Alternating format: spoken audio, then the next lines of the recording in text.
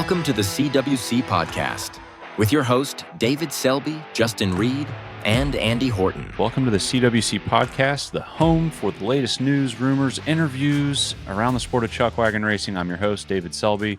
It's just me today. We actually started the show a little bit ago, and Andy was on here, but just all of a sudden, out of nowhere, all the power just shuts down in his house. And so no more Andy. It's just going to be me today, and that's okay. No big deal. On today's show, we're going to be speaking with special guests from B&B Chuckwagon Races, Gerald Nova Burkhalter and Dawn Caylor. They put on a great event in Bryant, Indiana every year. It's the last weekend of July, and they do things just a little bit differently up there. It's a long ways away, so they have to kind of adapt and overcome with where they are located. So pretty interesting stuff. I'm excited to share what they have in store for 2025. To wrap up the show today, I'm going to hit on the Greasy Bend results from 4th of July weekend, and I'm going to hit on the upcoming race schedule for the rest of the year, just to make sure everybody's kind of in the know of what's going on. So it's all coming up on the CWC Podcast. I've got Nova and Gerald and Dawn waiting in the lobby. I'm going to get them on the show now, bringing them right in. Oh, yeah. Look at that. IT director there, just getting everybody plugged in. You guys have upgraded a little bit. I see you've got some signage behind yourselves there to go ahead and just plug it in. What do you mean plug it in? Looks good. I see you got some plugs there for B&B Farms Chuckwagon Racing right behind you. That's nice. I feel like we're slowly but surely upgrading a little bit. So I think we were in an office last time. So where are we at now? Kitchen table. We're in the kitchen now. So do you keep that sign up all the time in the kitchen? Lord, no. We just nailed it up there. That's awesome. I love it.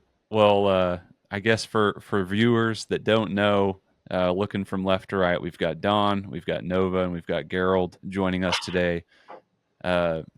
Gerald, not to be confused with Gerald, it's a difficult thing, and I have to correct people all the time, but I do it because I love you, Gerald. So, Right. So tell me a little bit about what things are like around there right now. You guys are a couple weeks out from hosting is it your 5th annual this year? 5th, yeah. 5th one. What's stuff like around there right now? How's it going? Busy. Yeah. Hot. Hay season. Yeah. Working horses season. Straw season. Yeah, it's that time of the year. It's sweaty season. Yes. So have you guys gotten like a crazy amount of rain this year? Has it been different up north? Yeah, it's just been, we'll get rain, and about the time it dries up, we'll get more rain. It's just hard to get anything done. We finally got our hay baled, and we went to pick it up, and it got about an inch of rain on it. Do you do net wrap, or what do you do twine up there? What do you guys typically do? Big square bales. We got a big square baler. Gotcha. So you're probably using some, I guess, twine. Twine. Probably heavy duty twine on those. Yeah. Yeah. Well, that doesn't keep the water off. No, we had it scattered in about 3 different barns trying to dry it out. I don't envy you. And you're getting ready for a race. How are you guys feeling about the race this year? Pretty good. I've been talking to Becky a little bit in the background. I know that you brought her on kind of like last year. Becky Bullock. Yep. That's actually her husband. That's our IT guy. You guys have got quite the crew there. She's been great. Yeah, she's awesome. Definitely made it easier on this. Yeah, she seems to know what she's doing, and she's making it easier on me too. Believe it or not, Gerald. Right. She's been great. But yeah, we're gonna have Savannah up there a couple weeks from now, and she'll be getting her first taste of what it's like to come up there. She'll stay there in Portland, just south of where the racetrack is, and yeah. So 5th year, I've got your schedule of events sitting in front of me here. I know you guys are opening up the gates on Wednesday. Walk me through kind of those first couple days. What's going on? What can people kind of expect? Wednesday, we're opening the gates, and we have a local bar where you can go eat, and it's a family oriented, and so we're going to do a wagon ride, and people have side by sides or golf carts they can all go and eat. And that bar, it supports us. It's only about 7 miles from the house.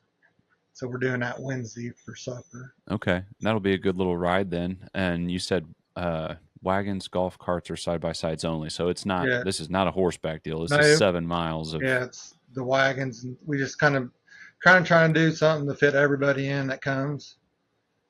Then Thursday, we're just having a horse ride. It's just horses only. We got no wagons. Yeah, no wagons. We got some permission. Made some trails along a ditch and through a couple woods. Neighbors has let us do that. They've been real helpful this year. Which one of these trail rides or rides, I guess, ends at the pond or whatever, where there's actually some activities to do? That'd be Friday. Friday before the Oh, races. okay. Yeah, so we're actually doing a couple more things, trying to get a couple more days in there. Nice. Yeah, you guys are, I mean, you're growing. It sounds like you're growing the event. You're doing more stuff. I feel like you guys, I keep seeing you guys posting about sponsors and stuff. So that seems like a good indicator that you're getting more and more support for the event. Yeah, the neighbors and stuff has been, helpful this year, letting us go across the ground and make trails. Businesses have really stepped up and donated anything they can. Yeah, that's great. Okay. I love to see that. We've got a little video we're just about done with. We're gonna push over to you guys and have Becky blast that thing all over too. So hopefully that just gives you that much more of a boost. Now you guys are doing a Chuckwagon demonstration like this weekend too, aren't you? Yes, over in Ohio. It's about 45 minutes from the house. It'll be on. Yeah. So So what is that? So they were having I believe it's like a tractor pull. Like a tractor pull deal, and my cousin's husband drives a garbage truck, and he knows one of the guys, and they was talking to him about the race and wanted to know if we'd come over there and do a demonstration. That's how we kind of got that. Man, I love that. Do you know what kind of turnout they're expecting at that deal? I'm not really for sure. They've had that for years. I think it's to be a pretty, crowd in the grandstands. And we're just taking 2 classics and run the whole track. Well, that'll be. That seems like a great opportunity to be able to just promote what you're doing. And I mean, 45 minutes is not bad for an event like you're putting on. That's worth the drive. And it sounds like it's the exact same audience that you guys would want to see at your race. Yeah, I guess they've been really talking about it, us coming over there and stuff. That guy's put it on his Facebook page. That's in charge of the tractor pull and stuff. Man, that's awesome. That seems like the perfect opportunity for you guys to promote your event and get some more people in there, some new faces and stuff. I'm going through the footage from last year, and I'm like, okay, do I have any angles that it's not all just Amish people? Right. No, there's a lot of Amish. Yeah, you guys have a ton of Amish, and they make the event great. I personally really just enjoyed being there last year, and kind of just being around a different crowd and just seeing them compete too.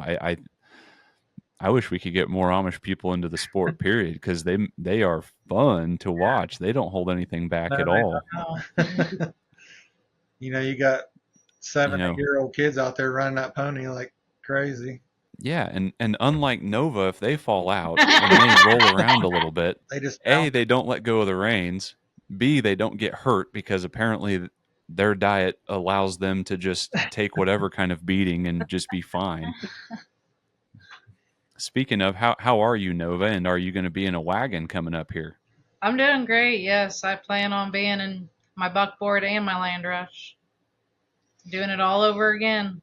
So, anything changing with the way it's set up, the way the track? I know the track turned pretty hard on that kind of corner right there in front of the crowd. Anything that you guys are doing any differently this year? Nova's the only one had trouble with that corner. Everybody else liked it. No. The only thing that I know that we could do is maybe possibly set it in a little bit of an angle, turn the track just a little bit so it ain't so sharp. The reason we changed the track is because we was running out of spaces for spectators. So we had to kind of turn the track the opposite way to get more trailers and stuff around the track. Because the year before we ran the track, long ways at that field.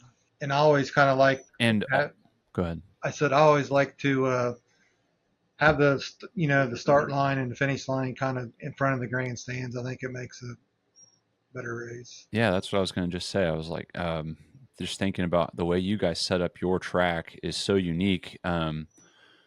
I've seen that done kind of like that. I guess it would be at Neches, Texas, where they do kind of this loop that they start and end pretty well the same on every race. They just have a shorter and a longer track. And not very many tracks do that. A lot of them end in a different spot, but you guys' finish line works for all of your races, right? Like every race. Yeah. It took us a while to figure that out, but our land rush track ain't quite as long as some others because we had to turn the track, but that's about the only race that's shorter. Yeah, and it's not short though either. I mean, it's still a good sprint. Yeah, I mean, it's plenty of room for a race. Yeah. Well, I think it's really cool what you guys do there to kind of adapt to what you have to work with. And I personally, from a shooter standpoint, I like it when everything happens right in the same spot. It makes it easier to film it. So, and we had a perfect spot right there last year. Perfect for the start, for the finish, perfect for all the wrecks that happened, and it was all right in front of us. But man, I think it's a really cool setup, and I'm excited. I hope that you guys have growing pains this year. I hope that you're struggling a little bit about getting people seats and all that because I'm a little the way it's set up this year about that, but I don't know what else to do other than rent some more ground. Well, let them crowd in there, and hopefully you got little kids sitting underneath the trailers, and it's a total mess. So it looks like Andy might be back here. Hey, there he is. What's going on, Andy? That was the speed record for changing a main breaker. That was weird. So Andy and I started the show, and you guys saw it because you were sitting there watching the live, and Andy's power just cut right off. Yeah. So we've got him back. It turns out Andy, however this worked out, it was set up as a live feed. So they were actually viewing our show as a live feed, just waiting and watching. And so that's what I get for playing producer's role. And so you guys saw me just go dark. Yeah. Like I was just gone. Yeah, so they were watching. Good thing we didn't say anything bad. I don't think we said anything bad. I think I was just griping about the OG&E or something and being new and trying to figure it out. But I ran out there and the shop was still on. Like everything was still going in there. And I'm like, okay, this is not good. So I ran down to the pole and the main breaker to the house was tripped and it was smoking hot and it was just done. Like there was just like nothing left, And so Dad goes and fishes it's like an old style Cutler hammer breaker or whatever, and he goes and fishes one out of a bucket somewhere that he's got, which is that's just Dad. I mean, his motto is, it is in this building if you can find it. And it's true. He has everything in there. Like you can't get around in the place because I'd be sinking if I was in that situation. I know how to flip a breaker on the box. I do not know how to replace something without. It would take me hours. Yeah. I wouldn't be able to I would not be back on the show. Yeah, I didn't. But then again, I would, because I would just get on my phone and join the show from my phone probably. So yeah. But yeah, we were just talking about the stuff that they're doing with their race, talking about how their race is set up in such a way that the start and the finish line, you can see every race running through kind of the same zone, and they're one of very few that have their track set up like that it works so good for the audience to see every race. You guys, so your race is a little different. What divisions do you guys currently have running? I would assume you're not doing the big mules, or are you? Yeah, we got two teams of big mules, so we'll do one heat. So far. Do you guys happen to know what your turnout looks like for racers called in right now? Well, about the same amount as we had last year, but we do have a couple new crews that we talked to at the last race that are planning on coming, and we hope they truly do come. Yeah, I think Triple J, him and his wife's bringing the team, and Piney Crossroads Creek. Express. Crossroads Express, they might come. So Great. that'd be Well, easier on us. yeah, no doubt. And you guys, you're doing something that I don't know that I've seen outside of Clinton at all, where you guys are actually going to race Friday night, and even Clinton, they're an afternoon race. So you guys are going to race Friday night and Saturday at 1:00. So Friday night at 5 p.m. That'll be your first round of races, and Saturday at 1 p.m. So talk a little bit about what your schedule is like Friday. Why you guys did this, and do you think it's going to work well? Well, we did it because we was hoping to get more people. If you can't make it Saturday, maybe come Friday. Then it would be easier on us too than not running back to back twice and switching so many teams around. And Yeah. I hope it's cooler too. And then for people that come out of state, they still have Sunday to drive home. Yeah. Okay, that makes sense. Yeah, I mean, I actually think it's a really cool setup. I would love to see this at one of these races that has more teams, just to see what they do with it, because there's always this kind of scurry for spectators to get out of there on Sunday. And so a lot of these Sunday races are pretty low on the spectator numbers. And I don't know. I see so many teams come in on a Friday afternoon. I sometimes wonder if it's a double-edged sword. I mean, you're going to either be driving home really late on a Sunday night, or you're going to maybe take off the afternoon from work on Friday. I don't know. I mean, there's kind of the trade-offs there. It would be really neat to see how a Friday night, Saturday afternoon race would go. I could see a world where, from a spectator standpoint, I could see that working for a race, especially a smaller race. I could see it going really well from a spectator standpoint, because you lose so many people on Sunday typically. Right. We wouldn't have anybody on Sunday because the Amish don't do nothing on Sunday. Right. So all of our trailers would be empty. Yeah. Yep. Yeah, you just kind of fight it. I think that from a spectator standpoint, you really fight an uphill battle on Sundays. It's great for the racers usually, because they finish and then they drive home, but a lot of people have a late night doing all of that. I can't help but wonder if there would be some relief from some racers if all they had to do was get home on Sunday. And I mean, everybody's already checked out on Friday afternoon anyways at work, right? Yeah.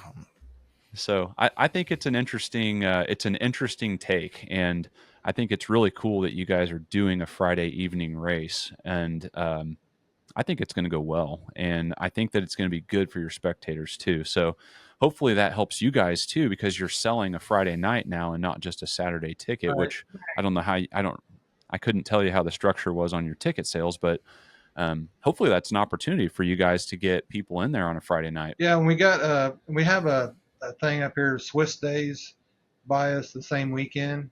So we're hoping to get some people, that want to go there Saturday or something, maybe come up and come to ours Friday, maybe do a couple things in the area. Yeah, well, I think it's great. I'm excited to see how that goes for you guys. So sounds like are all three of you guys going to be racing at the event? I assume you're all going to be racing. I think I'm only racing one team, but yeah. Gerald's kind of at that point of his career where he's like up top, just having everybody race all of his stock and stuff. Right. Yeah. Yes, definitely. Well, if I beat him, then they cry. I love it. I see. It's because you just want to give everybody else a chance. I understand. Yeah, that's what it is. Please. Yeah. Yeah. I mean, heck, No. So Gerald, just that rock bottom. did you end up talking? Go ahead. Oh yeah, yeah. Did you end up talking to the Canadian racer, Yes, Darwin? I actually talked to him today again. Oh wow. He was actually trying to get hold of Trump Train. Yeah. So I give him their number. I don't know what he's really wanting to come down and run a thoroughbred team at Clinton. And I'm like, you can't really do that. You got a rookie in and all that. And, so I don't know. Yeah. I don't know for sure if he's coming down or not, but I told him we'd put him at a buckboard or some other stuff if he wanted to try. Man, so did you give him the idea that maybe he should just pack up a couple of horses and bring them down to Clinton? Like that would be pretty cool if he would do that. He said it was 26 hours to my house. So I don't know how far it would be to Clinton. Oh wow. Can you fly with horses? Is that a thing? I mean, if you had enough money. Yeah. Yes. Yeah, if you have enough money, you can. I wished I did because I'd be flying myself to Clinton. Yeah, no kidding, Right? right? Yeah. Well, you already go bigger than just about anybody with your semi. Yep. So did he sound like he might try to come to your race? Yeah, their finals up there is the weekend before our race, and he said he might try to drive down, but he hasn't given me for sure that he's coming. Okay. Well, that would be pretty neat if he would do that. And man, if he would take that back up there to Canada and be like, hey, you guys, we need to start taking some more people down here to Indiana. Right. I mean, how sweet would that be if your race all of a sudden had all these professional wagon racers coming down and putting on that show? What a fun story too. I mean, that would be so cool if we could somehow get that to happen. Yeah, the way I understand, them guys all run thoroughbreds up there, and we run quarter horses. A lot of people think our horses are thoroughbreds, but they're not. We got one Pendix bred, and he's the littlest horse on the wagon actually, and the other horse that we run is running quarter horses, full-blooded quarter horses. Big ones. Yeah. Yeah. So did you tell him that you would beat him if he would come race and bring some stock? I'm not a bragger, but I think our quarter horses could outrun them thoroughbreds. Oh, I love it, man. That's cool. Well, I know that you go about as hard as anybody as far as how you train, how you breed, and how you guys do everything. I'll just ask you straight up again. So talk about what is kind of some of your training regiment. I know we're gearing up right now for Clinton, and what's it like for you guys when you're training your larger stock and stuff, getting ready to go down to Clinton, and talk about what you have to do to prepare for that track. Well, I really haven't touched nothing this year. It's all been Dawn and Nova. Hay season and stuff's been so hectic, and we had a driver quit, and I had to drive semi for a while, and I just haven't been in here much. So we actually really haven't started hitting them real hard.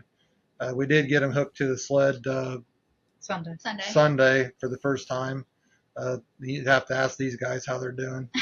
They're doing amazing, honestly, for not being hooked all year. Oh, yeah. Absolutely amazing. So maybe they're kind of excited to get going. Oh, yes. Oh, yeah. Definitely the Reds. The Reds were so excited. Are you guys going to what's your team looking like? Are you going to end up having a couple of teams out there? Are you going to have horses loaned out to Andrea? What's kind of your thinking there? No. I'm back driving them this year. I guess Andrea's going back to buckboard, so she'll be my cook at Clinton, and I got a different outrider, so we'll see. You're not gonna name drop for us? No, not my outrider. Okay. You'd have to ask Dawn to do her outrider. She's rookie in a classic team in too. Oh. Okay. So Dawn, what team are you driving? It'll be B&B Farms number 2. So it'll be the gray team that Andrea ran. It'll be one of the gray horses, and then it'll be a new horse that's not been at Clinton on a wagon before. That's exciting. That's really exciting. And I guess, have you hooked those horses up together? Oh, yeah. They run I've been driving them. Yeah, that team actually outran Andrea at Rock Bottom. I was driving them. So. Okay. He's all about bragging. Okay. Yeah, so you better watch out at Clinton. Hey. Yeah. Hey, He's not a bragger. It's okay. just a Well, fact. I mean, if I outrun Andre with the second string team, I mean, that's pretty bad. Oh no! Now, okay, now that is bragging. Man, well, I get excited about it. This year, we'll be filming everything. We're going to have a nice big film crew down there at Clinton, and we'll be hitting on our third season of the Great Wagon Race. We are, our game plan going in will be to focus on big mules.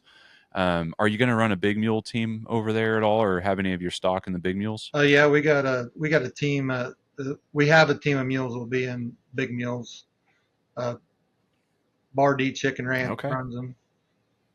They Okay. ripped it in last year. They've been doing really good. The one mule wants to chalk coming down a hill. We just got to get him out of that, and I think we'll be on the right track. Well, I think it'll be a really fun year. I see a lot of these. I feel like every race I go to, I'm seeing a pretty good turnout on the big mules this year. I think people are excited to run.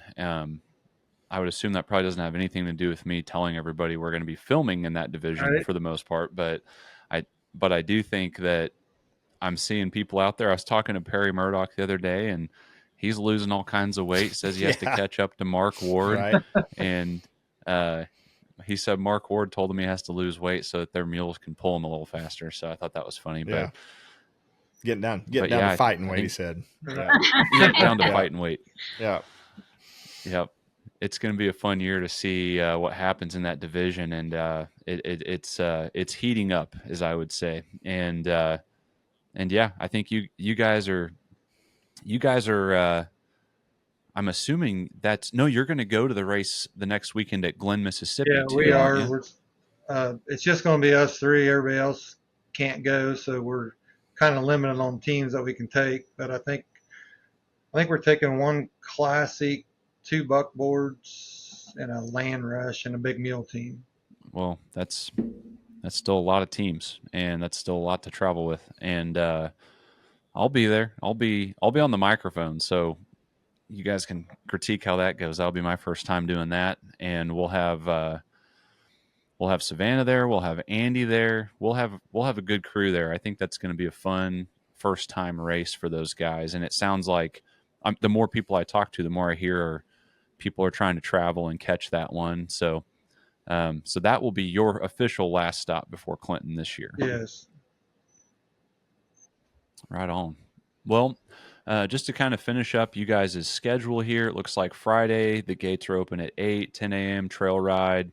Got a meal at the end of that deal, a donation meal. Races at 5 p.m. Got the kids bronc riding with pasture barrels. Hubie Ashcroft Band at 8 o'clock that night. And Saturday, gates open at 8, 1 p.m. races for the second round. Kids bronc riding, pasture barrels, straw race. Straw race is fun. Special event, 6 p.m. Awards at the cabin, 6:30. The benefit auction, glad we brought that up. At the arena, local family charity. And then the backwater band at 8 p.m. So talk a little bit about the benefit auction. We just decided to try to do something different and help the community, a family or church group or something that needs some help. Yeah, Becky was telling me about that. That sounds like a really good deal. So it says that's at the arena. I'm assuming that's just over right there at your arena, right next to the racetrack. Right by the cabin. Okay, yeah. So for those of you that have not been there, they're thinking about going. The location's fantastic. Everything is in one spot. You can park in one spot, walk to everything, or if you're camping, you can camp really close by, walk to everything. It's really set up really well. I'm a huge fan of how you guys have. It's just very thoughtful how you guys have set it up there, and not every racetrack has that. So yeah, really excited for you guys in your 5th year. And like I said, we'll be promoting it. We're getting ready to put out some video stuff for that. Is there anything else that you want to make people aware of who are coming to your event as they come in this year? Oh, It's outlaw. We're open to stuff. So if people want to run 46 ponies on rubber tire, we will make something happen. Yeah, we'll run anything. We're open here. I mean, zebras, Okay. donkeys, whatever you want to run, we'll help you hook them and get them to the line. Because It's all fun and games till somebody shows up with an ostrich on a chariot. Or something. we could probably get it. We pull stuff out of the I'd come watch pasture that. and hook it up. I love it. Well, again, B&B Farms Chuckwagon Races coming up. The gates open on the 23rd, which is a Wednesday. The races will be at 5 p.m., starting with that first round on the 25th, Friday evening. They're going to have a lot going on. Saturday, races at 1 p.m. like usual. There's not a Sunday race here. There's not a Sunday event going on. So if you're thinking about doing the traveling and just make it happen on a Friday and Saturday, great race to go to. It's just so thoughtful towards the racers and the people that are competing, and I love that about you guys' event. So B&B Farms Chuckwagon Races, thank you guys for being on the show today. If you need anything at all, holler at us, but we'll be promoting it and talk about it in the meantime. But yeah, thank you guys for Thanks being for on. having us. Thank you. Okay. Yeah, man, they have a cool event. What did I miss? Oh, we just talked about kind of some preliminary stuff. Okay. They said they're all going to be racing. Nova's she's healed up. She's back in the saddle. You know, she's been racing since I think she raced at the end of the year last year. Even I think she raced in the fall race. So I think she raced at West Kentucky. So Oh yeah. and I don't remember for sure if she got in the wagon at the Halloween race. I can't remember, but she's back on the back on the track. That takes some guts, man. I mean, you know, if I got hurt that bad, I'd be like, man, do I really want to get back in one of these things again? Yeah, but yeah. So I mean, man, you have to admire that. I mean, that's gutsy. Yeah, no, it is in their blood. They are competitors. Absolutely. And they're a huge asset to the sport. I mean, they travel really well. They travel all the way from Bryant, Indiana. If you want to look that up on a map, I mean, Right. They drive forever. Yeah. To go to these races, and they just love it and they care about it, and they don't just travel like let us take a couple of horses. Like Gerald actively travels with enough stock to supply several teams, Yeah. and even lend stock out to people. You know, he's one of a kind. Yeah. So Gigantic asset to the sport as a whole. Yeah. I mean, just amazing. Yep. And him going down the weekend following their race, they're still going to travel all the way down to Glen, Mississippi, Mm-hmm. and go support that race as a first time race, as an outlaw race. So yeah, hats off to those guys. Yeah. I adore them, if you will. I think that they're great. Yeah. So and are good ambassadors for the sport all at the same time. I mean, it's really cool. Yeah, absolutely. Well, lots to look forward to there. We will have their races on the Chuckwagon channel. If you haven't already, subscribe, relive the ride, chuckwagonchannel.com.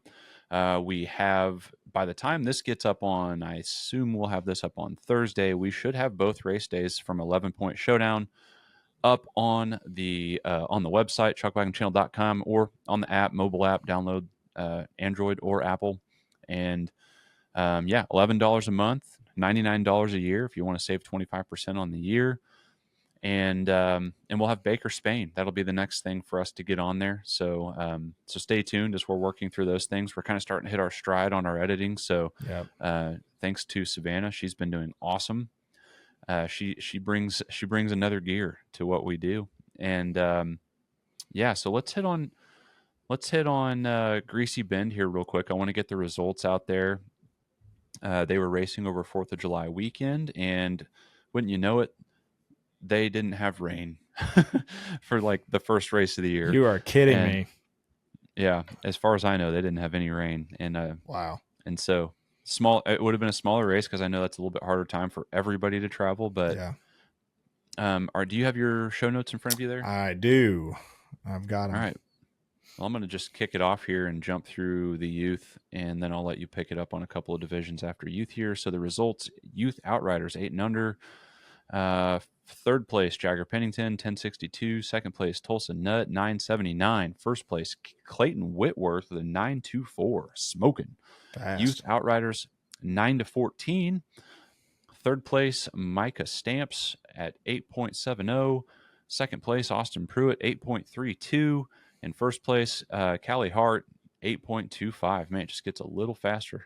Callie Hart, the Mini Desperados, is killing it this season. She won at Baker Spain as well. I think she placed at 11 points as well. She rides the big red roan horse. Wow. Take it away. Okay, we got no qualified times in the big horse rubber tire. I don't know if that's because I wasn't there, so I don't know if nobody entered or if we just didn't get any qualified times. No, I looked over it and they didn't have any qualified times. They just couldn't get anybody to get the outrider through. And okay, I mean, big horse rubber tire, you got big horses running fast, not pulling as much weight there. And yeah, imagine trying to catch that. Yeah, that's tough. Yeah. So, all right. So we're going to skip to 46-inch mules. Second place, Ain't Scared with a 58.68. And first place was Hickory Plains Outlaws with a 55.95. Oh, yeah. 46-inch ponies, third place, Twisted Spoke. And that's a 53.14. Second place, Derek Hands, 49.50. First place, Western Junkies, 47.77. Go buy a lottery ticket. Right. 52-inch ponies. Third place, Crossroads Express with a 50.92. These are fast times. Second place, Derek Hands with a 49.62. And first place, Outlaws with a 47.56. 52-inch mules. Third place, Pitch and a Fit, 50.61. Second place, Hickory Plains Outlaws, 49.58. First place, Buckeye Bandits, 47.21. And then we've got Buckboard. Third place, Fast Cattle, 49.10. Second place, Full House, 48.36. First place, Bar H Ranch and Rodeo with a 48.27. Youth Ponies, 8 and under. Third place, Delilah Nutt, Going Nuts, number 2, with a 10.97. Second place, Jagger Pennington on the Outlaws, 11.08. First place, Tulsa Nut, getting it done. Going Nuts, number 3, 10.97. Youth Ponies, 9-14. Third place, Austin Pruitt with Split Decisions, 11.68. Second place, J.D. Bradley with Outlaw Stampede, 11.23. And first place, Ellison Whitworth with Derek Hands, 11.14. Good job, Ellison. Big Mules. Third place, Triangle S, 57.53. Second place, Outlaws, 56.86. And first place, Sue's Pond, getting it done, 55.93. How many buckles is that Outlaw team acquired this season? That was a note that Savannah left in here. Yeah, they've been racking them up. They're probably going to need a new shelf pretty soon. Yeah, no kidding. Sue's Pond, congratulations, getting one on your belt, rather, not under your belt, but on your belt. Congrats on the belt buckle there. All right. Hit it right here on these youth. All right, Youth Mules, 8 and under. Third place, Corbin Myatt. Corbin Ain't Scared, 13.69. Second place, Catch Wiles with Hickory Plains Outlaws, 13.68. First place, Waylon, is it Roughton? Roten. I guess. I don't know. Hickory Plains Outlaws, 13.33. Oh, really, really close between Corbin Myatt and Catch Wiles there. Youth Mules, 9-14. Third place, Levi Lehman, Split Decision, 15.30. Second place, Austin Pruitt, Ain't Scared, 13.67. And he just beats himself in first place, I guess. Split Decision, 13.27. Unless we have a typo, it looks like Austin Pruitt on both of those first place teams there. And wrap it up here, Andy, with the classics. All right, classics. Third place, Lucky G with... What is that? We got a typo. What is this? A 143.02? What is that? I'm going to say they might have taken a while to get around the track. Lucky G took a little bit too long, but they still get the time with the 143.02. Okay. All right. Second place, BS Racing, 57.30. And first place was the County Line Bunch, 49.58. Oh, man. Hey, they've been showing up. They are dedicated to getting it done this year. County Line Bunch, even if they're not getting a qualified time, they are getting a fast time, and they are not messing around. I am excited to see how they run when we get to the national championships this year. I would only imagine that the research is going to show them ending up in one of those last couple heats. And I'll just throw a quick little note out there.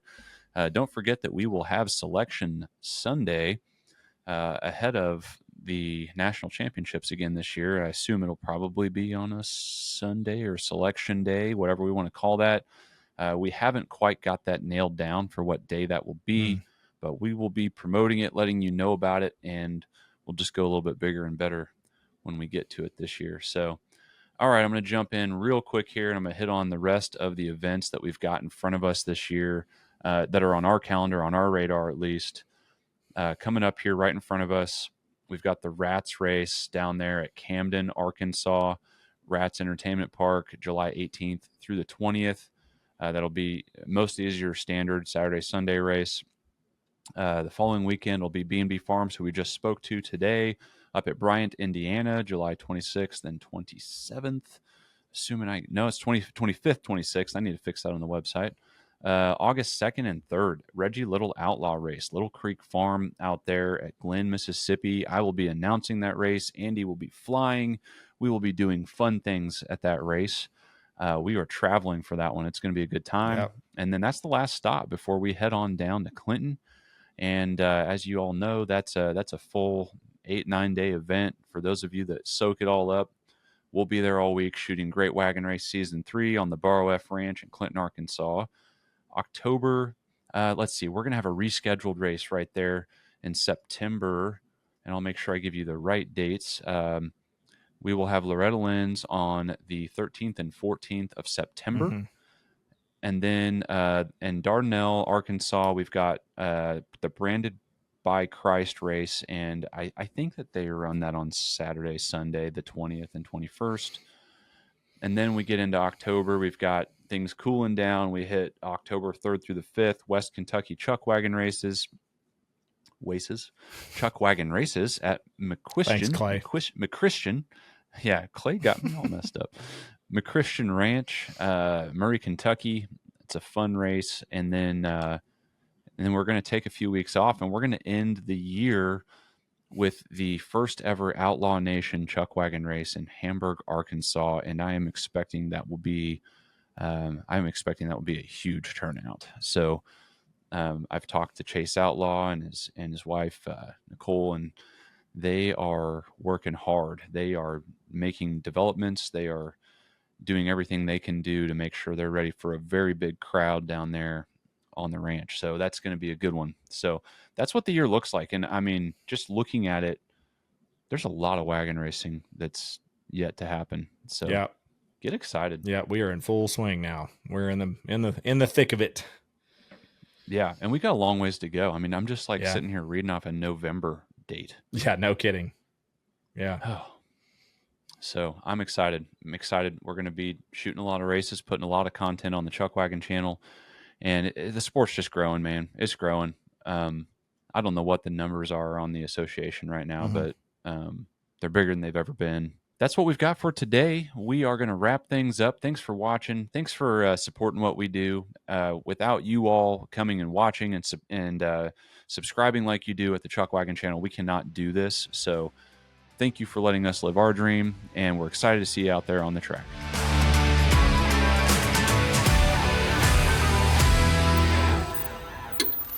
Thanks for listening to the CWC podcast.